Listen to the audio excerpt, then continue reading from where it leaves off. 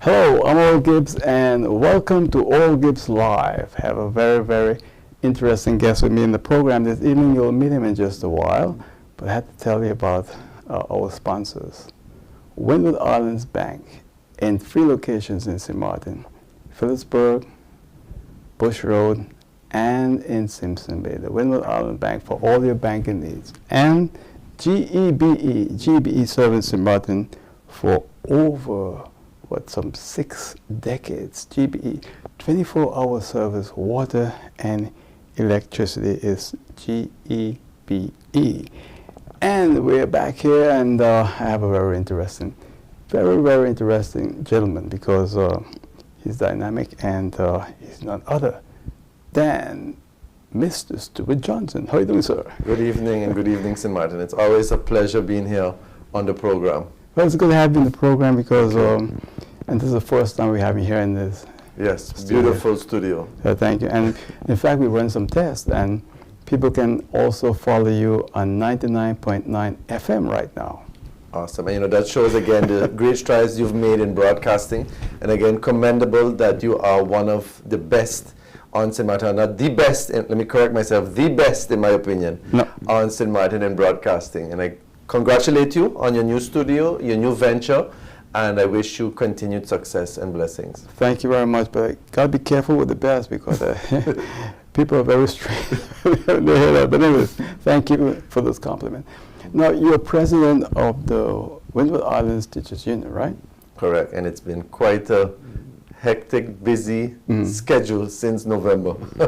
So you only have a few months in the job? Only a few months. It feels like 5 years already, but it's only been a few months.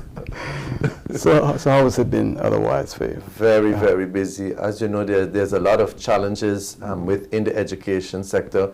So I knew I came in with a big mountain of work before me, and especially since we are in different times. We're in times where the usual fanfare and emotions doesn't work. Yeah. It's about due diligence, getting the job done. And if I look back at what we've accomplished so far in just a few months, and we'll go over it, of course, in the program of some of the things. For instance, we had the meeting with the Charlotte Brookson Academy.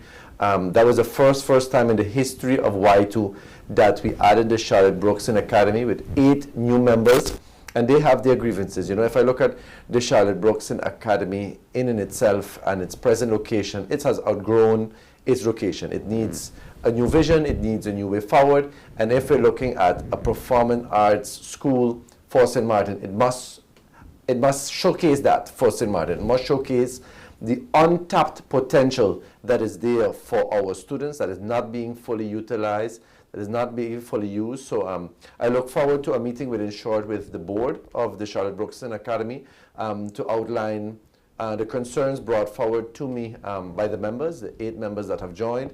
I'm on a strict recruiting drive to get more members. We are close to 300 members or more of the Y2, and I won't stop until I believe it's my final day serving as Y2 president, because I believe a union is as strong as its membership and not the president. So a strong membership, a dynamic and vocal membership will only add to accomplishing the workers' rights that we need. But I want to go back to the Charlotte Brookson School, because they've had a lot of challenges since their inception. Correct. And what I think is missing is a vision. You must have a vision to know where you're going to. What does the school look like? It has approximately 100+ students. Do you want to cater to 200, 300 students? What type of programs do you want to have within the performing arts school? Have you outgrown the building that's presently there? Definitely. I think the building opposite the Chamber of Commerce location right now is definitely too small. They've outgrown that. So I think there needs to be discussions with government, with the Ministry of VROMI and ECYS, Education, Culture, Youth and Sports, for a vision. What does that look like? What area of land can we secure for the school to allow students in the performing arts to truly tap into their potential? Why not have an agreement with, for instance, a school in the Netherlands, a performance arts school? Why not have exchange programs? Can you house different students?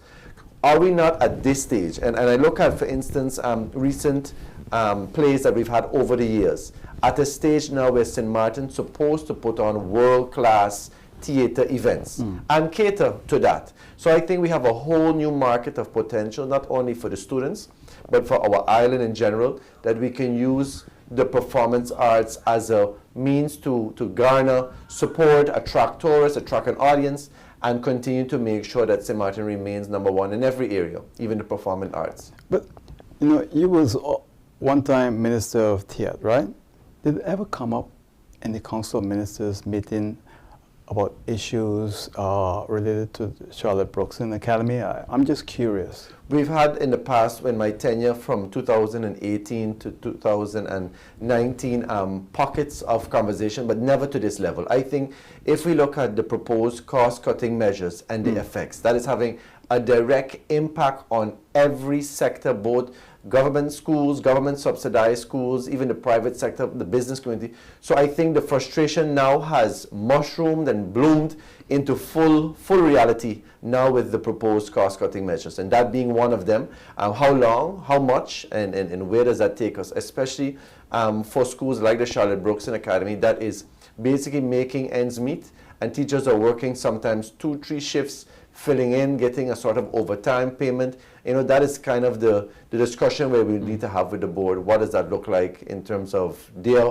position in all of these things? And you have members that are working for the school in the union, right? Correct. Yeah. So now we have 8 new members that have joined for the first time. Very, very historical. I'm very proud of those 8 members to stand up and take that initial step, because unionism, as you know, Mr. Gibbs, is very important. It's a powerful tool in workers' rights and safeguarding, and as the union being the custodian, the shepherd of workers' rights, then that is what we're there to do. I have a huge task before me, and I think we have already started making great strides, and I look forward to more members, even at CBA, Charlotte Brookson Academy, joining us as well.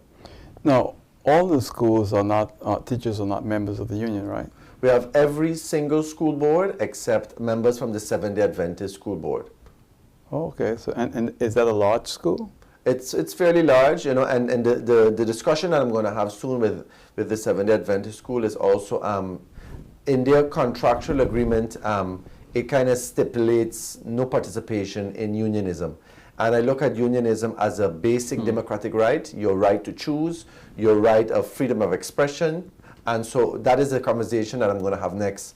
After these initial discussions, we had the Charlotte Brookson Academy issue that we're addressing. We can also delve into the Dr. Martin Luther King story. So in the list of things to do will be a discussion with the Seventh-day Adventist School Board and getting those members on board one way or the other.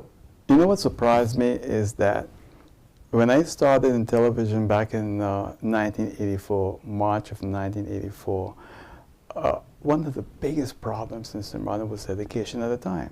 Jacques Verus was Minister of Education. I mention this all the time. And let's fast forward 37 years later, and education is still a big problem. And I think, you know, we've made great strides, but I think some of the decisions over the years have not been in the best interest of our schools and our students and the teachers. Because one, if you have teachers that are disgruntled, if you have teachers that are not motivated, and all the incentive is to penalize and to single out teachers, it demoralizes them. It makes them feel as if their work is not appreciated. We only saw a glimmer of where teachers and frontline workers were important was during the pandemic. At the height of the pandemic, teachers were obviously the best thing ever. Parents then realized how much of work and effort goes into making sure their children gets work, and they actually perform on the work that they have to do, and also exhibit good behavior. So over the years, one, in my opinion, teachers and the boosting of the teacher morale has diminished. No longer do you get an incentive for excellent teaching. It's more like if you come late, you're getting a letter. If you leave early, you're getting a letter. Really? If you don't go to work, you're getting a letter. So, you know, if you go on medical leave, you put on first day control. You have to go curing, a medical checkup, either by SZV or by MedWorks or somewhere. So it has become so negative, in my opinion, that we've removed the positive element of teachers. And if we look then at the facilities for our schools, some of them are dilapidated. Let's take, for instance, the Martin Luther King story. That well, let me ask you just a minute, because I remember there was a time you was principal at school, right? Correct. And I was over there. 2015 to Right. 2017. 18. And you were showing me all the problems at the time, and I'm surprised that we went through Hurricane Irma and millions of guilders came to this island for assistance. And schools are just not getting nothing done at all. So the school is still in a bad state, right? You know, my opinion about Hurricane Irma, what it did, it exposed all of the untapped realities within our society, exposed all the hidden realities that have always been there. And what it did too is the school had its concerns back then, but now with no roofing, with stagnant water on the playground being even more prevalent, with the exposure of different air quality concerns, that now has become a serious issue. And so the school in itself, in my opinion, Witu alerted the relevant authorities, of course being the Ministry of Education, about the situation. And where we saw there was a concern, the teachers called me to a meeting, and in that meeting I made very clear my position as Witu, and in their representation as being the president of Witu, to the minister of what the situation was. We documented it. But before even coming to the school, I contacted the health inspectors of VSR and indicated that I believe that in their purview, in their responsibility, a full assessment should have been done. And I was made to understand that after the passage of Hurricane Irma, about 3 reports was actually done on the school. And I'm still calling up to this evening on those reports to be fully disclosed to the public. What are in those reports? What is in the report that was first issued, the second report, and now the latest that is now being finished, that apparently made the minister decide, after Witu alerted the situation, to close the school, and I quote, until further notice. So if a school is closed until further notice, in my opinion, that means there's some serious areas of concern that must have been alerted somewhere, somehow in the reporting that have been produced by the VSI inspectors. Well, now, you're not an engineer, but I know you was at the school for a while and you're quite familiar with it. Do you think that school should be demolished and rebuilt? Well, I think definitely there has to be some full restoration works.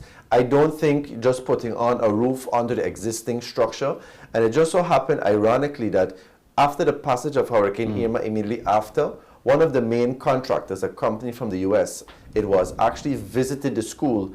And the gentleman told me directly that he was elated that the school was able to withstand that category hurricane with amount of winds Irma packed when it passed our island, a direct hit.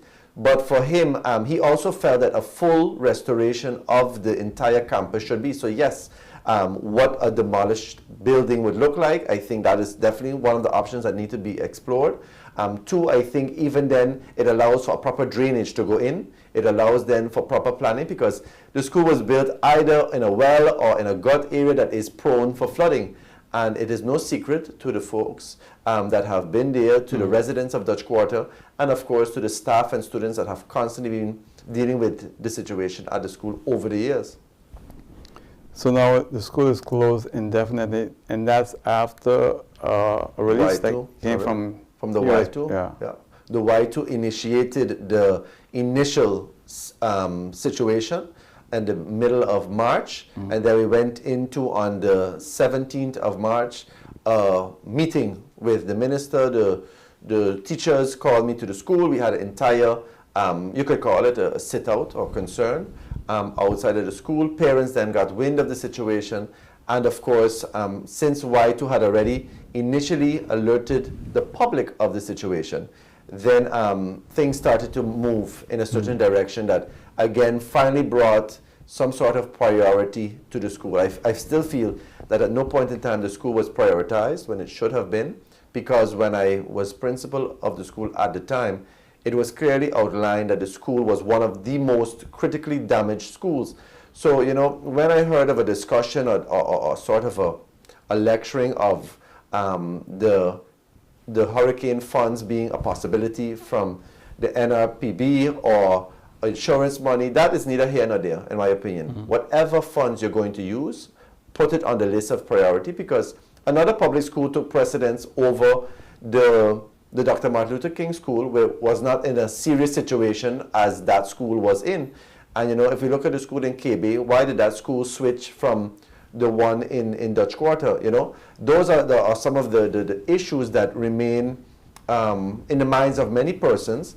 And if we look at the school now today, being closed until further notice means what? What is the plan? Is it a 6-month plan? Is it a 3-month plan? Will it be open again in August? What does that truly look like? And you know, now we've seen communications go out from the ministry where they have been housed in 3 different locations. And we can only hope as Witu that the welfare of the students, most importantly, and the staff continues to be a priority, because I think every student deserves an equal opportunity, no matter the district they live in or the district of their school. It should be fair across the board. Is there any other schools where there are similar issues? Not to this extreme, not to this extreme. They have other concerns, as we see the Milton Peters College. They're going through their renovation and restoration works, but at least you see work being done, you see. But the school never was in a planning for construction. It always was a ad hoc decision. We're going to fix a gazebo, we're going to fix a railing. But what was the full plan up until when the union signaled the alarm for the roofing situation, which was causing the leaking, which was causing the poor air quality, which goes against all working conditions. It goes against the ILO conventions that talk about air quality, working conditions, and that is ILO Convention 156. I mean, if we look at workers' rights, that is the basis for a good working environment, that it's healthy, it's clean, and it has proper air quality. So now, what are some of the other issues that your membership are bringing to you? Well, one of the other issues remains the proposed cost-cutting measures. And truth be told, is it only was until last week, Thursday, that I finally was able to be officially into the CCSU, the Committee of Civil Servants Unions. And that is a very important step. And I know many persons might question, but yes, the term for the CCSU was 2020 to 2022, and it ends now September, and a new term begins. But I think, one, it's important that considering the mandate that I received in workers of the public schools and the school boards in general, to be the new president, that confidence was entrusted in me for a reason. And so I felt that my membership on the CCSU was important. I remain appreciative of the long-standing role and the opportunity both Mr. Robert Rawlins, who was our treasurer and still is our treasurer, afforded onto us, and Ms. Claire Elshot Aventurin, our immediate past president, by making their positions available on the CCSU so that my person and Ms. Roxana Pantaflet, the vice president, could come on. What does it mean to be on the CCSU? It is the body of government that allows for unions of civil servants to have a dialogue with government and to make discussions. What has happened over the last year and a half, because even in my first meeting I queried, I have never in my tenure in the Council of Ministers had ministers come in, or was as a minister go into a CCSU meeting to make a decision. Now it seems as if the CCSU and the Council of Ministers are having meetings, and then it seems as if a decision has been made. But truth be told, for the Witu, there is no agreement made where it concerns the proposed cost-cutting measures. So what agreement did they make? Well, there's been ad hoc discussions about a vacation schedule change, about partial payments. All sorts of discussions are in the air. So without a right to knowledge? In certain isolated cases. So for me now as president, I'm actually submitting very soon a formal letter addressed to the Prime Minister, addressing that, one, there is no agreement for Witu regarding the proposed cost-cutting measures. Two, what does that look like for our membership? How long will these measures be in place? Because truth be told, yes, we went through a pandemic. Yes, we needed liquidity support from the Netherlands. Yes, we needed liquidity support after Hurricane Irma. I was a part of the government that negotiated the liquidity support to keep us going while we needed it most in the passage of Hurricane Irma. What has happened now is now that the country package, the COHO, has come to St. Martin, and part of that now has conditions that are now being passed on to the people of St. Martin. And one of those conditions are the proposed 12.5% cut in salaries for persons across the board. And my question remains is, if now we're in 2022 and the government of St. Martin has said, we don't need any more liquidity support from the Netherlands, are those conditions then only for 2020 and 2021? Since in 2022, you are saying no more liquidity support is required from the Netherlands. So then we can have, as a union, a discussion to say, well, okay, for 2020 and 2021, we can say, well, partial payment is outstanding. We will have a compromise in 2022. We will work towards whatever was retroactive. Does it suspend the payments? You know, we can have a discussion. But if it's just going to be a open air elephant in the room, we're not going to talk about it, and then also not put an end date. My main question to the Prime Minister will be, when is this condition ending? Especially since your Minister of Finance have said now, there is no need for liquidity support from the Netherlands. So as Witu, we are closely monitoring that situation. We are formally putting in our position that there is no agreement whatsoever in no form or fashion regarding the measures that are subjected onto our membership. Your predecessor was adamant against those measures also. Correct. And that's then just actually this evening we had a board meeting, and that letter has been solidified and backed and supported that I drafted by all, and the former president was there as well, and also an agreement that there is no agreement. So it's going to be quite interesting to see the reaction when that is formally submitted this week, and I'm sure press briefing will be quite interesting once again. What I understand is that the payroll support program that the government had, SSRP. at 86.3 million guilders in 18 months, there was a lot of fraud, and it's estimated in the tens of millions of guilders that money could have gone towards education. And you know, the amazing thing is, one, do we really have a parliament at the end of the day? Any other situation would have questioned that, would have called for an audit, would have had it investigated. But you know, it was social media, let's be honest, and the outcry of the public of St. Martin that actually called for the list of the persons who received the SSRP. It was such a top secret. I mean, it was as if it was like Area 51 in the US, that no one was supposed to know anything that goes on in there, anything about it. And now that when you have the list, you've seen, for instance, warehouses that didn't employ people from previous years.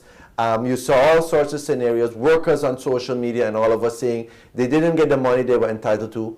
And as if it's business as usual, nobody cares, nobody pulls in ministers, and whether it's question hour or in a central committee meeting or a public meeting, you know, you really have to wonder the responsibility of the 15 members of parliament, how serious they are taking it. You know, it plays to the overall morale of the public of St. Martin. Besides the proposed cost-cutting measures, besides the passage of Hurricane Irma and getting out of that and now going into a pandemic, we are seeing a lack of representation, lack of questioning, a lack of awareness. And it takes entities like the Witu to come out fully and question things, and then all of a sudden you get the attention and you get the focus of, oh, there goes Johnson again, there goes the Witu again. But that is what we're there for. We're going to safeguard our workers, our 300 plus members, every step of the way and every single day, including situations like this. But are you surprised at the magnitude of the fraud involved in that program? It's heartbreaking. And like you said, you know how much funds could have gone into education, so much could have been funded into stimulating the economy. And I think if truly it was to stimulate the economy, it should have gone directly to the workers. What could have happened? For instance, you could have made an arrangement at one of the local suppliers. You could have had a reduction in GBE bills. You could have a reduction in a basic necessity, as we saw during the pandemic. Internet service is a huge, huge necessity now for schooling, for online appointments, for even to see a doctor, you have to make appointments using the internet. So we could have truly seen a stimulus boost going directly to the working class. What we are seeing, and also it's signaled in my letter to the Prime Minister, we are seeing, in my opinion, the shrinking of the working class. We are slowly losing the middle class on St. Martin, and we are going to push this country into unprecedented economic times that will bring hardship. And I don't want to be a doomsday scenario player, but if we don't do a course correction now, and we don't really value the working class, we are going to go down a path that will be hard to come back from. And the thing is that this government don't realize that. It's business as usual. We're going to travel, we're going to maybe meet a meeting. It took from November till the middle of March to finally get a meeting as Y2 after submitting 2 letters, and then you get all sorts of questions. Where did you book the letter? It takes me a week to get a letter. That's not my concern. The government apparatus is quite clear. You book a letter by Al-Khamenei Zaken, by General Affairs, and if it takes 2-3 weeks, that is not my concern. Y2 has made due diligence and will continue to make due diligence in those issues. And you know, and again, I want to go back to my initial comment where I said it's not about emotions anymore. I have been very clear in the approach of the Y2 now going forward. We have to do our due diligence in black and white. We have to submit our letters.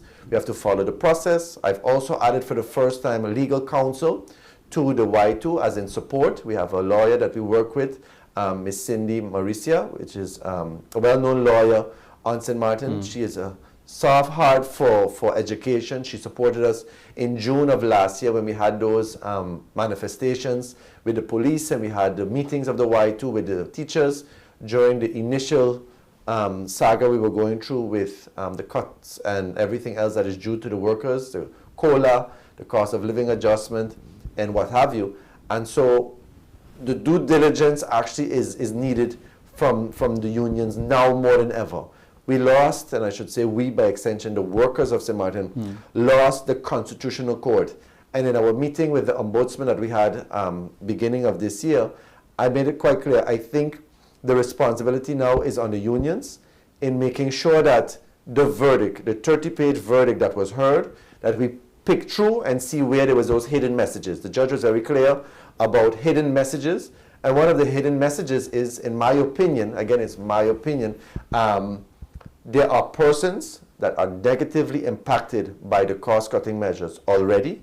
It is persons that are struggling month end to month end. And if we truly did a financial breakdown of, for instance, that single mother that has to pay a mortgage, that has to put her children through school, that has to make sure there's groceries, with inflation, with gas prices going up, with cost of living going up, that at the end of the month, she basically does not make it. And if you remove 300-400 guilders, or you remove the vacation allowance that is given to us, that is booked for mortgage payment or booked for insurance, annual insurance of your house, you take away again the spending power of the working class. And truth be told, economics 101, it is the working class that makes the economy move. The rich will stay rich and pass it down the line, and the poor is supported by the working class and the rich by the services that are paid, by the taxes that we pay. So if you squeeze us as the working class, there will be less and less in terms of the availability. That's why the pension fund is broke. That's why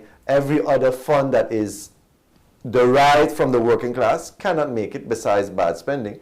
But there is, of course, no incentive in coming to St. Martin, being a good worker, and having benefits in that regard. So the struggle continues for the teachers on St. Martin, basically. Definitely the struggle continues, but as they know, I will continue to be with them every step of the way. That is proven. We are committed to make sure that all of the issues continues to be addressed, and we already made great strides so far. For the first time, actually, the union sent 2 delegates to New York. There was an educational summit held in New York from the 21st of March to the 25th. And very important also too for the union, because it's the first time that even a general member went to the education summit. It came out of my participation in the Caribbean Union of Teachers. I actually became the vice president of the Caribbean Union of Teachers, the 3rd vice president. So with that responsibility, you have now untapped potential. You have potential within the region. So a partnership was gained with the Jamaica Teachers Association.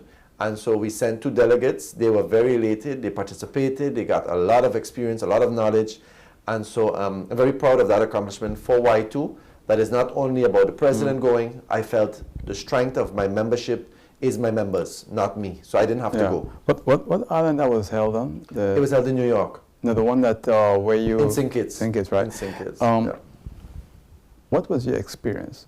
Did they ask you about things they didn't understand about St. Martin? Well, the first experience was, again, you come in new, so they was like very unsure of where was Mr. Johnson's position on certain things.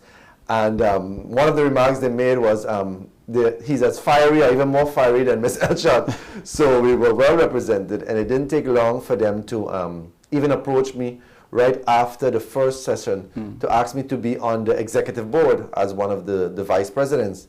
And I said, my initial reaction was, you got to be kidding. I'm trying to get my feet wet in St. Martin and deal with all the unionism work that is there and making sure that our issues locally, but they were very persistent. They said, no, you have to be the third vice president, and it's a unique opportunity and the first time for the Witu being on the executive board. So I immediately messaged the board of the Witu, and they said, yes, definitely, you have to take it. So here I am, also as the third vice president of the Caribbean Union of Teachers, the first time ever the Witu has that executive role. And what does that mean? It means that one, I'm responsible for all sporting events and cultural events in the region.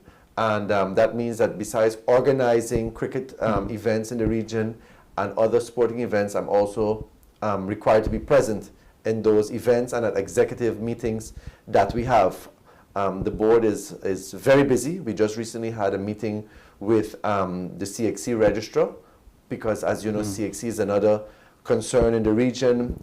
Students throughout the region and in St. Martin in particular feel, for instance, the school-based assessment, the SBA, and the tools around the structure of SBA and CXC has changed. With the pandemic, not enough time and preparation time and the exam schedule, all of that is one big concern. But more so for us in St. Martin, we're concerned CXC is, in my opinion, our minister, and I'm not singling out this particular minister, but ministers have passed on that political responsibility to, for instance, the education department, the inspectorate in education, and the exam bureau, where that responsibility is a minister's decision. You have to be actively involved and not pass it down the line. So we have lost a lot of dialogue, a lot of cohesion within the region, and so many of the English-speaking islands are way ahead of us in terms of the potential of CXC and what we can actually get out of it. We basically do it, our schools do it, 2 or 3 of the schools, and then at the end of the day, the students perform, and we just accept it. But we can actually be in the driving force if we push better. All right, in case you just joined us, you're watching Oral Gibbs Live, and my guest on the program this evening is Mr. Stuart Johnson. Mr. Johnson is the president of the Windward Islands Teachers Union. We're going to go to a break. When we come back, we'll continue to speak with him right here on Oral Gibbs Live. Please do this.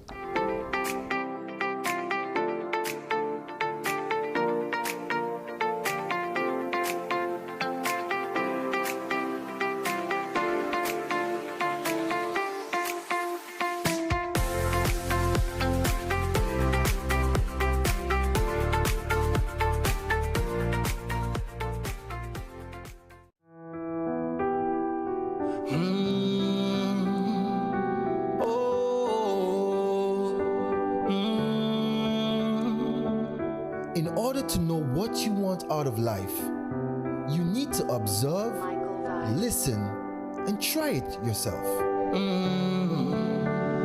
Promises, we can make it. If we work together, that's just how it is. Let's stand strong, and serve the land. Working hard as one nation, yes we can. The more difficult it is to achieve, the more satisfying it is to make it. Just believe in us, we'll see you through it all. Oh, never give up. Oh, never give up. We can make it. Never forget those who were there for you. And if you dream big, you might just achieve it. The power to serve, standing for community. OGB, got the power to serve, the power to serve. We got the energy. OGB.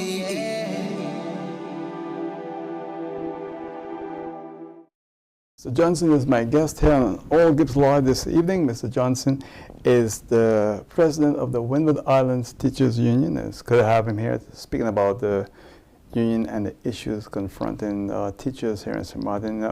As I said to you earlier, it looks like the problem in education just never goes away. You think that, there was a time in the former Netherlands Antilles when education was really a priority and teachers really got rewarded well, but now it seems like that's no longer important. Well, they get rewarded, I guess, in other places in the Dutch Caribbean, because just last week there was an article in one of the media outlets that highlighted that the Netherlands was able to negotiate with the teachers' unions of the Netherlands, Bonaire, Saba, and St. Eustatius, a 4.5 pay hike with a retroactive payment during the pandemic period. So it's quite amazing that in other parts of the Caribbean, the Dutch Caribbean, that we are subjected to unrealistic cuts, while in the Best Islands, they received a pay hike increase with a $500 incentive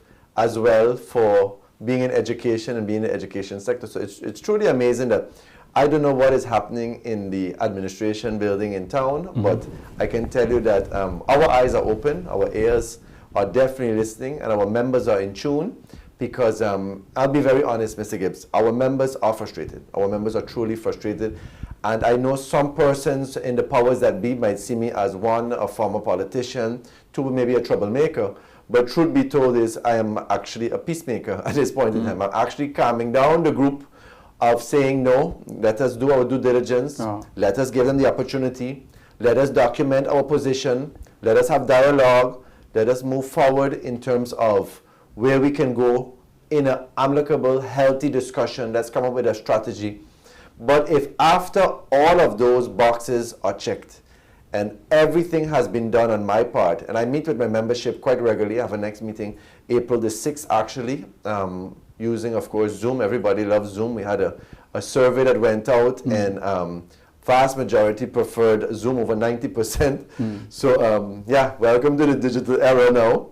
And so we're going to meet, and again, even from the last meeting that I had beginning of the year with the membership, the resolution was clear. For instance, if the minister doesn't want to meet with you, then we call a meeting in the morning hours and we see where that takes us. So again, I'm being a peacemaker, keeping down the group and saying, no, let's do our due diligence. Let's follow up and give them the opportunity to do what they have to do. So then, what's the relationship between the union and the Minister of Education?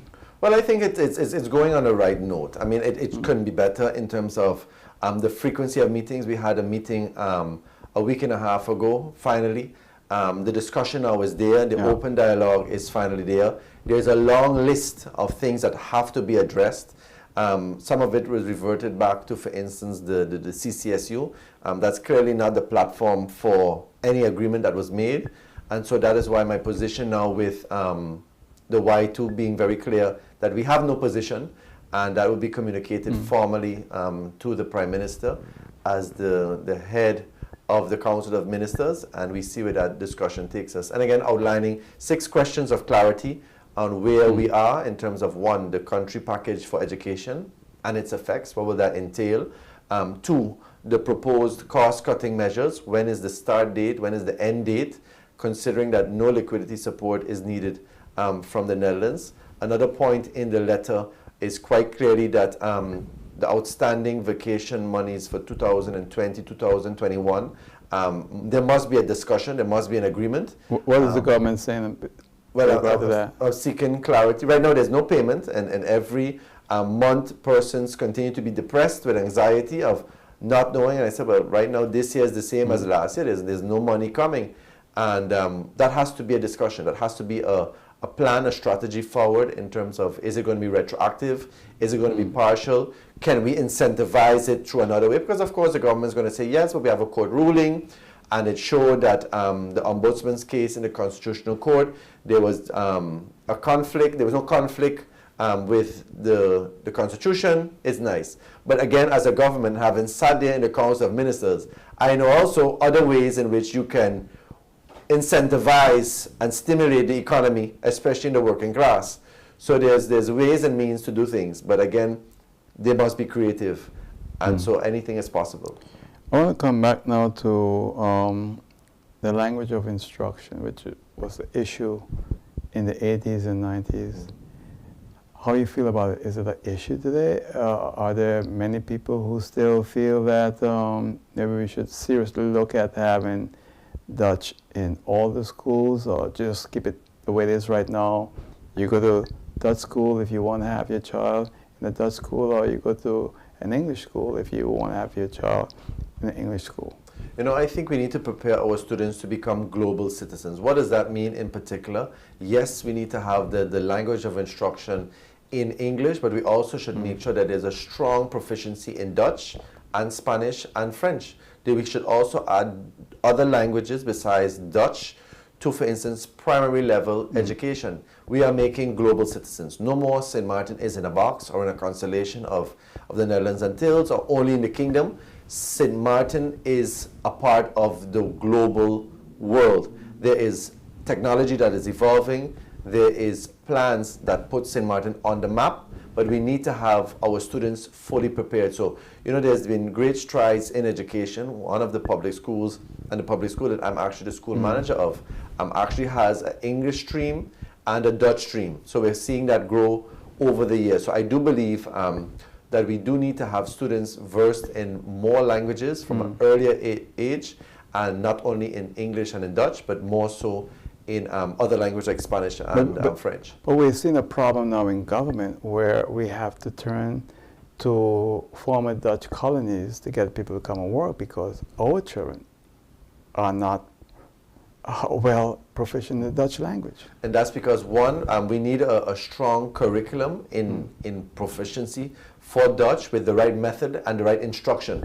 You can have, for instance, all of the Dutch books in the world, but if the instruction is not up to par, if the teaching and the execution of the teaching is not up to par, then students will not be able to perform on the level that they need to. And if I look at students, for instance, in Curacao, in Aruba, where Dutch is more alive, we are an English-speaking nation. We have Dutch as our official language, as well as English, but truth be told is Dutch is alive in Aruba and Curacao and Borneo, where on St. Martin it's just not as alive. So our students have a tougher time picking it up, and even when they go back to home, they're learning other languages. Papiamento probably is spoken at home, Spanish is spoken at home, Creole is spoken.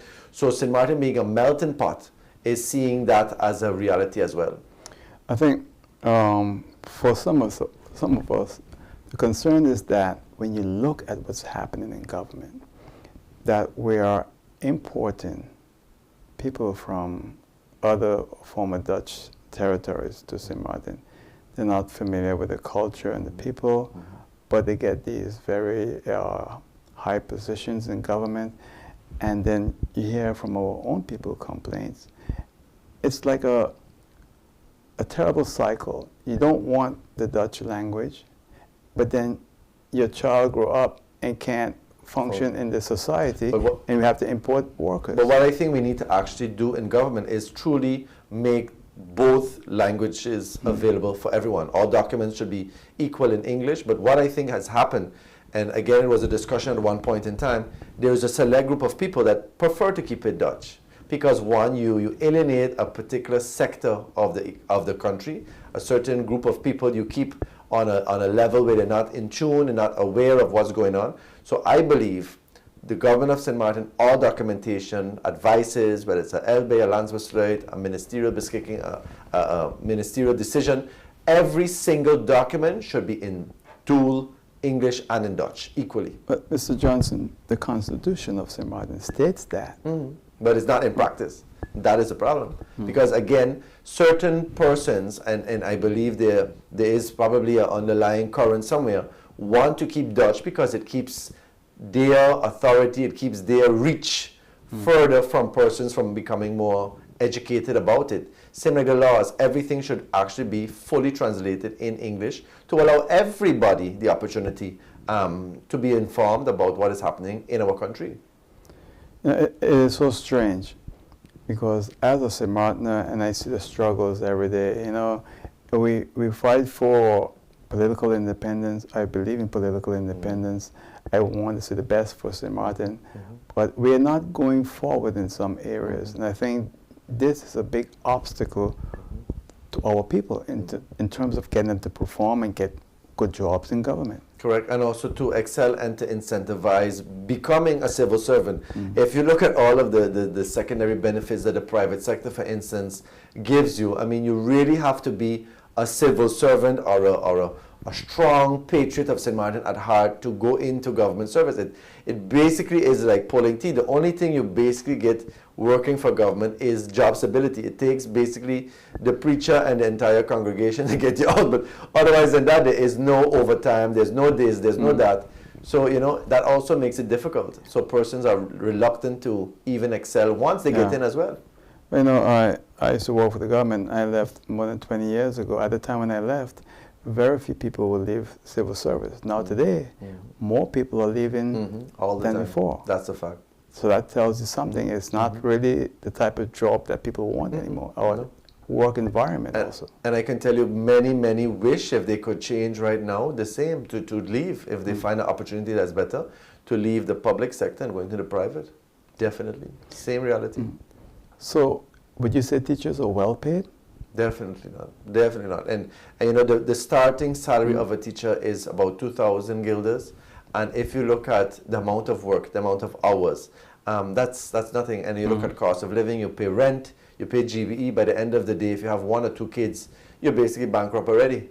And it's just not there anymore. That's one of the main reasons. There was also an issue in terms of seniority in the years that teachers worked. Was that resolved? Well, you know, that now with the new salary scales was removed, that you were capped off at 38 years of age. Now you continue to grow, but again, the cost-cutting measures have frozen every single thing. You don't move up in salary scale, everything is frozen, and truth be told, I'm actually the principal of the largest public school with the least pay as school managers. Really? So again, I can feel, I understand fully when people, where teachers are concerned, because I feel it directly, where you have the largest responsibility. I have a staff of about 30 staff members and about 300 students, and now you're left with the least pay from a school maybe that has 50 students. It's just not there. I can tell you from my personal feeling. Is that a Genevieve de Weaver school? Correct.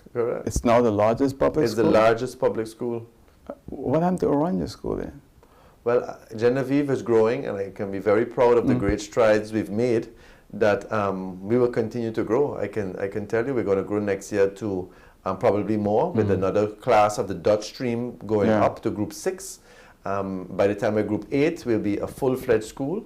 I've already sent in the prognosis, the outlook, the vision that additional classrooms must be constructed post-haste. Yeah. And but hopefully that doesn't put me in the paper as well, so I'll behave. So, what about Oranje School? I heard about plans to really move that school somewhere. Did they ever send it to the union? I think right now, where it is. And considering the iconic value that it has there, it would be a pity to lose its historical value. It truly is a landmark, and it should. I don't think it should ever move. But one of the oldest schools in St. Martin.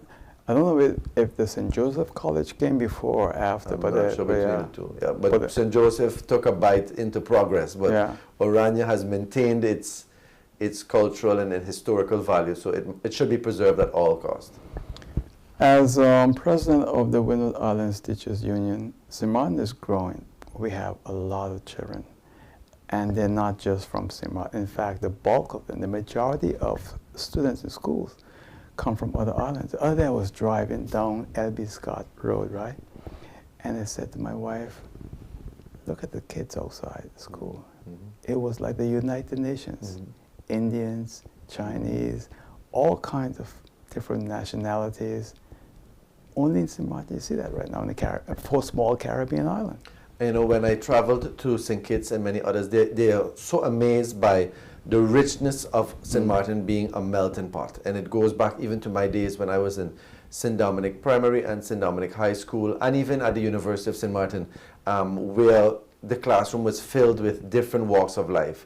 And that is one of the most unique things that we as a country continue to have, and we must truly embrace it. I mean, we must not lose our own identity. That must not take place, but we also must realize that when we get others coming to our island, that we must also have them appreciate what is here.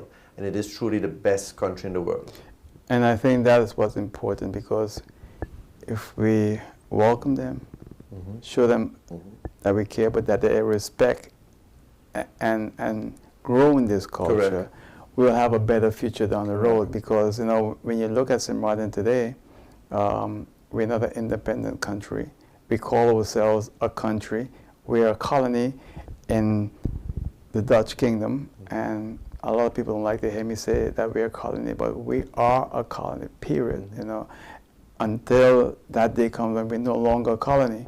But if we want to make sure that this island progress and continue, those kids I told you about, that when you drive down the school, by the school on the L.B. Scott Road, and you look at them, if we're not careful, because a lot of them feel like they don't belong. they don't want it, that need it, we're going to have serious problems down the road. I agree. And, you know, if we look at generations now, I've already had second and third generation St. Martiners. Are you going to say they're not from St. Martin because they maybe had a grandmother or a parent from Creole-speaking Haitian background or Spanish background? You know, that is not the case anymore. They are St. Martiners. And in my opinion, whether you're born here or born to be here, once St. Martin is in your heart, you are a St. Martiner, and we must encourage that. We must foster nationhood and nation building and make sure that everybody is a part of the inclusiveness that we suppose to have as a country. So as a teachers union president, as a former teacher and school principal, you know the problem very well, I assume. Very well, very well. And you know, it's one of the things even in the Caribbean Union of Teachers that we approved a gender policy. What does the gender policy look like? It is the full inclusion of everyone. Whether you're male or female, whether you're LGBTQ, everybody should be inclusive in our membership at the Caribbean Union of Teachers that spawns of 20 plus units, 20 countries, 20 plus countries. And I must say, even for the first time here as well, Mr. Gibb, you're getting a lot of exclusive. I'm working on an MOU with the sister islands of Aruba and Curacao to sign, hopefully with God's blessings, a MOU of cooperation between the teachers' unions of the three respective islands. I think that will be a monumental and historical step, because again, it will bridge the gap between us and again, embrace that inclusiveness even amongst our islands as well. I'm just worried though, because we have a tendency on St. Martin to adopt everything that is done outside of St. Martin, whether it's the Caribbean or the United States. And I just hope we don't go down this crazy path of critical race theory in schools and not knowing whether you're a boy or a girl, or you can't call someone by a gender, because then we're going to become really confused.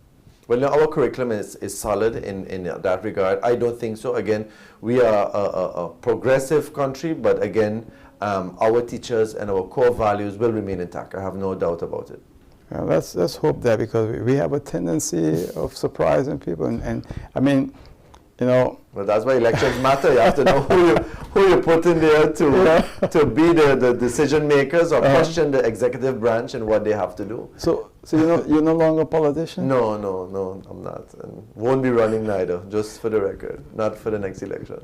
You know, it's amazing, because they say, once a politician, always. No, I don't think so. Not at this time. I think there is other things to be done and more work to be done, especially in education. So I will remain grounded in that regard. So how the council ministers treat you when you go to a meeting? Do they treat you okay? Well, you know, I just had the Minister of Education for now, so we'll see. So you have, since you're president of the Windward Islands Teachers Union, you haven't been to a meeting where the Council of Ministers? At this time, no. Only with the Minister of Education, Culture, Youth and Sport. So then, do you expect a meeting soon with the entire Council of Ministers? I'm quite sure that very soon we will be having, especially when the letter officially goes in, we'll be having that meeting within short. The letter pertaining to the position of Witu not having any agreement as it contains the proposed cost-cutting measures.